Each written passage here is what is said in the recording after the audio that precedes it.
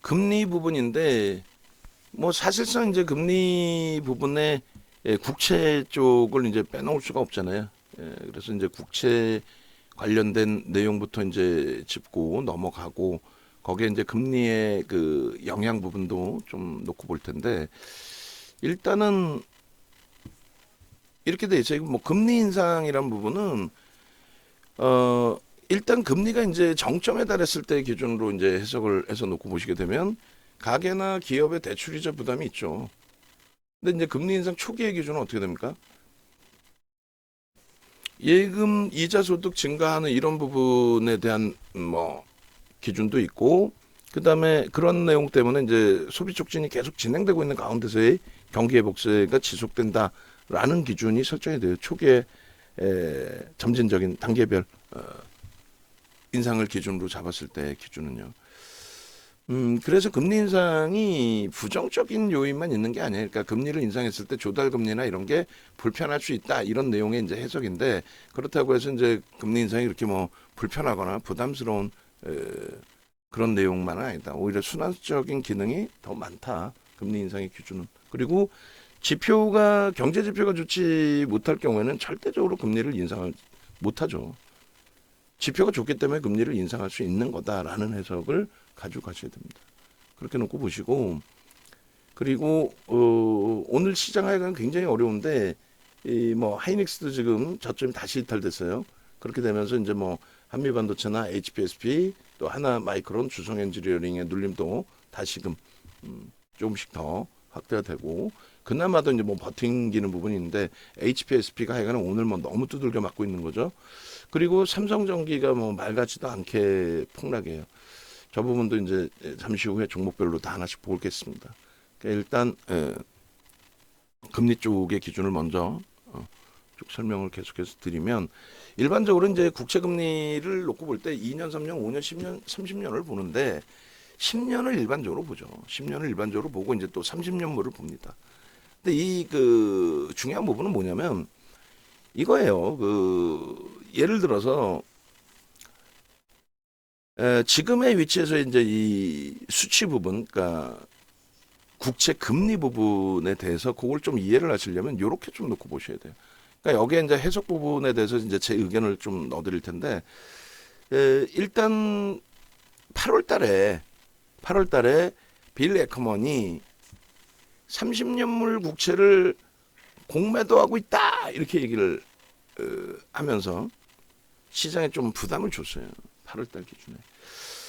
근데 일단은 어찌됐든 이제 뭐 해석은 여기서 이스라엘과 팔레스타인 하마스의 그 분쟁 때문에 뭐 안전자산인 채권으로 자금이 몰릴 수도 있다. 그래서 이제 불편하니까 빌 에커먼이 청산했다. 더 이상 채권 가격이 내려가지 않고 채권의 수요가 몰리면서 채권 가격이 강세로 전환될 가능성이 있다. 이렇게 해서 청산했다. 이런 해석을 하는데 그렇지는 않고요. 그렇지는 않고 정확히 말씀드리면 일단은 지표가 좋기 때문에 금리를 인상할 수 있다고 그랬잖아요. 지표가 경제 지표가 좋기 때문에 지금 실질적으로 좋아요.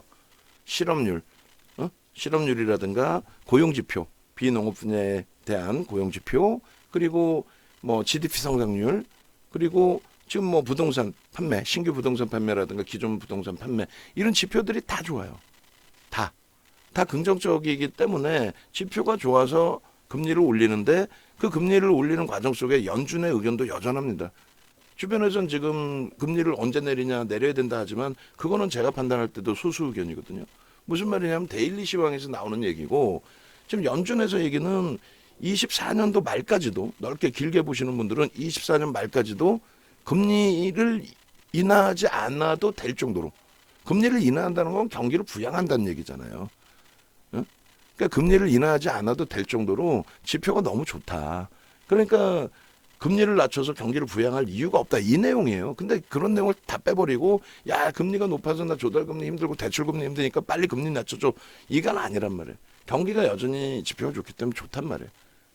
그래 소득도 뭐 예를 들면 개개인마다 차이가 있지만 지표상으로는 전체적으로는 소득도 증가하고 또 인플레이션도 나오고 화폐 가치도 일부 훼손된 것도 있고 그러니까 금리를 잡아놓은 상태에서 기준을 가지고 가는 거예요. 그러니까 지금의 입장에서는 금리를 인하할 만큼 경기가 부정적이지 않다라는 걸 얘기하는 겁니다. 조금 전에 유가 보여드린 것처럼 뭐 지정학적 리스크 때문에 유가가 지금 폭등이 나오거나 그런 상황이 아니거든요. 마찬가지의 채권의 기준은 예를 들어서 단순하게 금리가 지금 5.5%잖아요. 미국 기준금리가.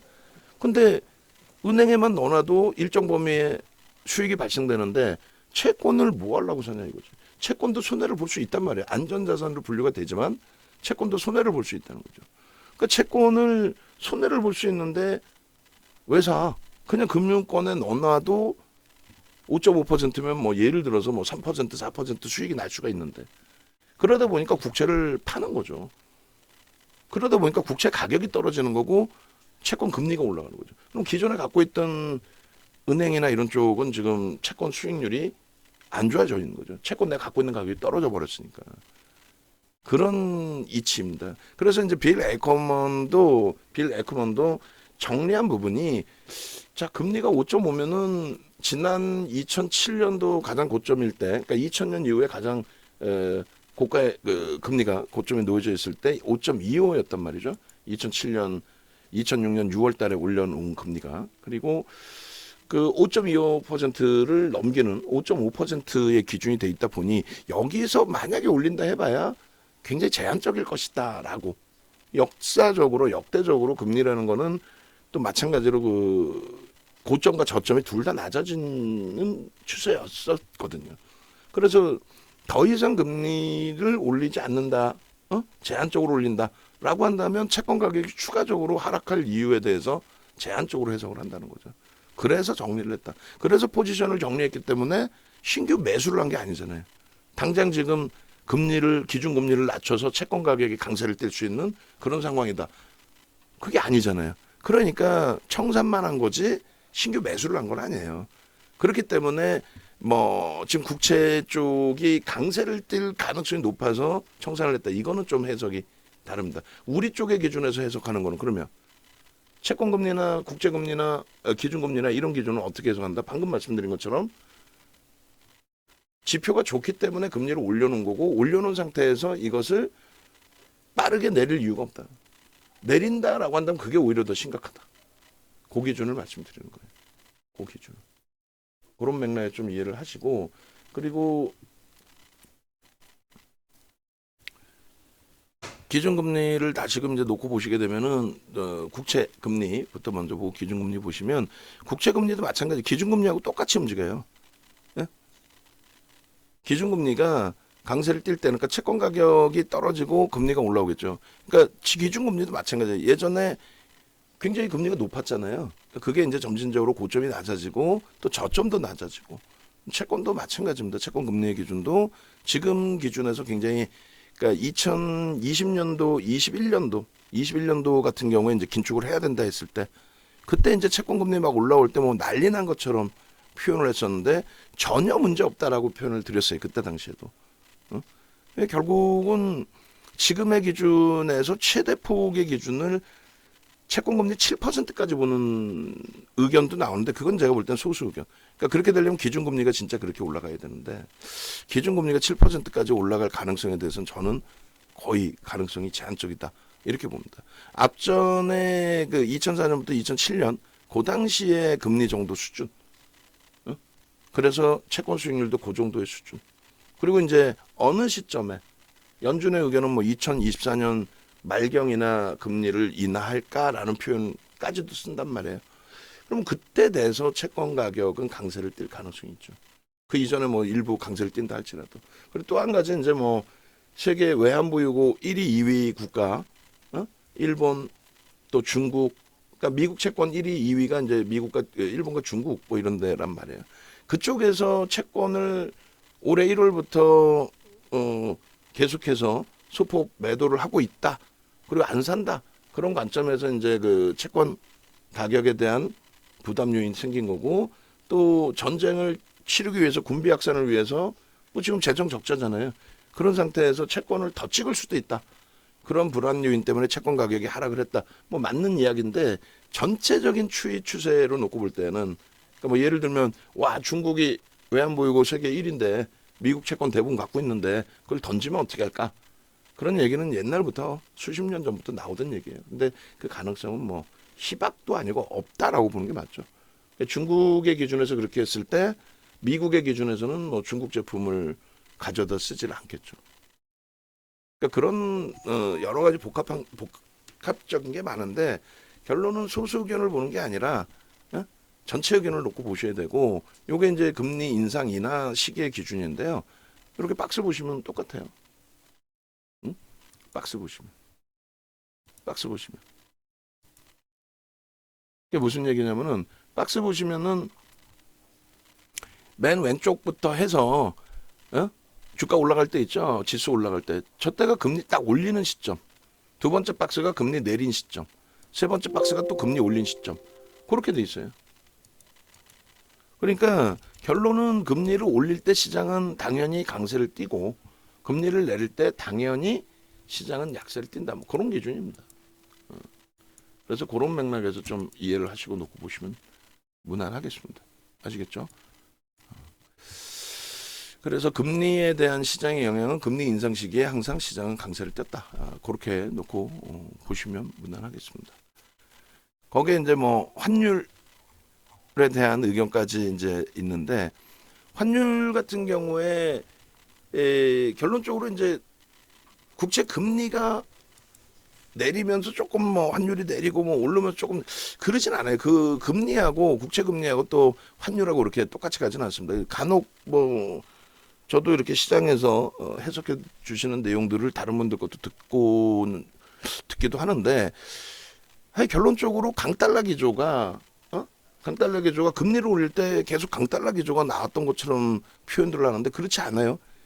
2004년부터 2004년 6월부터 2006년 6월까지 금리를 올리는 그 시점에서는 달러가 약세로 전환이 됐어요. 그래서 우리나라 원화가 2007년도에 900원이 이탈되는 원화의 강세 시대가 형성이 돼 있었죠. 그러니까 무조건적으로 금리를 올려서 달러 강세를 띈다. 그렇지는 않습니다. 정책의 차이가 여러 가지로 표출이 됩니다. 차이점이 있으니까 그 부분도 이제 좀 염두에 두셔야 되고요. 그리고 달러 인덱스라는 자체는 뭐 6개 통화에 대한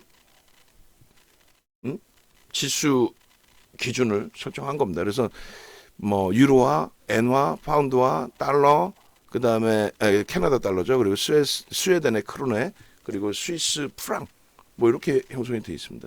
그래서 요 그 GDP 비율을 기준으로 해서 73년 3월을 기점으로 이제 100을 기준으로 이렇게 설정을 한 건데 결론적으로 유로나 파운드에 대해서는 아무래도 미국 쪽의 입김이 제한적일 수밖에 없죠. 우리가 볼 때는 이제 미국이 우리 우방국이고 뭐 긍정적으로 이렇게 얘기를 하지만 유럽이나 이제 영국 같은 경우는 이제 막내 동생뻘로 보이는 거죠. 역사도 짧고 뭐 이민자들이 또 만드는 나라고 그런 상태에서 이제 미국이 미국만의 주장을 펴기는 어려우니까요. 결론은 이제 미국의 달러 인덱스는 사실상 엔화 가치 대비해서 얼마큼 강세를 띠냐 약세를 띠냐의 기준이 되는 거고 나머지 부분은 크게 의미가 없어요. 사실은. 정확하게 보시면 달러 인덱스가 강세를 떴다 하는 그 기준 그 기준점을 놓고 보시면 일본의 엔화 대비해서 21년 대비 엔화의 절하율이 46%입니다. 어마어마하죠. 우리나라도 뭐 25% 적지는 않습니다만 뭐 그때 아주 뭐 저점 고점을 따지다 보니까 이렇게 퍼센테이지가 나온 거고 실질적으로는 유로 그리고 파운드화 같은 경우도 저 14%뭐 이렇게 써 있습니다만 실질적으로는 20%대 기준이에요. 사실은 20%대. 그래서 뭐 우리가 원화가 약세이기 때문에 굉장히 큰 문제가 발생되는 것처럼 이야기하는 경우들이 있는데 그렇지는 않고요. 그리고 달러 인덱스가 강세를 띄어서 전체 글로벌 시장에 어떤 문제를 줄 것 같이 표현들이 되고 하는데 그것도 그렇지 않습니다. 그래서 정책에 대한 기준이고 그리고 항상 민주당 정부 때 미국의 민주당 정부 때 강달러 기조를 선호합니다. 시장 상황에 따라서는 이제 조금씩 달라질 수는 있는데 결국 뭐 오바마 대통령 들어서면서도 마찬가지. 결국은 이제 어느 정도 시간이 지나고 나서는 강달러 기조로 전환을 시켰었고 지금의 바이든 대통령 정부에서도 바로 강달러. 그리고 이제 빌 클린턴 대통령 정부에서도 뭐 실리콘밸리 광풍을 일으키면서 강달러 기조. 미국의 돈을 투자하세요. 뭐 이런 개념에. 그래서 달러 인덱스의 기준으로 놓고 말씀을 드린다면은 지금 뭐 환율 기준에서 우리나라만의 문제라면은 원화 가치의 훼손이라면 그건 심각한 문제가 되는데 그렇지 않기 때문에 크게 무리가 없다, 문제가 없다. 이렇게 말씀을 드리는 겁니다. 그리고 미국 대선의 기준에서도 이제 좀 놓고 보셔야 돼요. 그 부분은 또 그 부분대로 또 잘라서 올려드리겠습니다.